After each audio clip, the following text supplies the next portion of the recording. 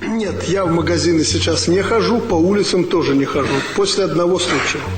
Вот я еду на машине, ностальгия жуткая. Вот, страстное стремление пройти по улице, никого не трогая, вот просто пройти с людьми.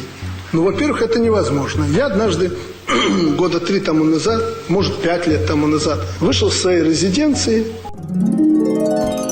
неожиданно для служб безопасности, с Октябрьской площади в сторону цирка пошел пешком. Вокруг смены то работает служба безопасности, головой отвечают за президента, они начали там шевелиться, я обернулся и их что-то упрекнул, одернул их. Голос у меня такой узнаваемый, сразу люди на остановке повернулись сразу, там девчонка с парнем, президент, все. Я не успел дойти до цирка, выстроилась целая демонстрация. Люди оборачивают. Что за демонстрация? Увидят во главе президент. Вроде по телевизору, наверное, никто не объявлял этой демонстрации.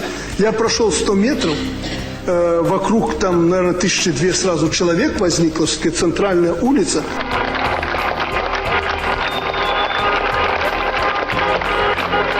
Мне порвали костюм. Я уже их просил. Слушайте, мне стыдно будет сфотографировать эту оппозицию в газете. Хоть трусы не рвите там.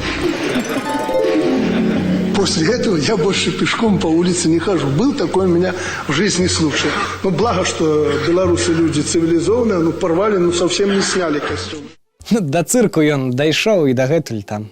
А вы верыце, што такое было магчыма? І ці гэта было сапраўды? Калі вы ў бяспецы, напішыце ў каментарах.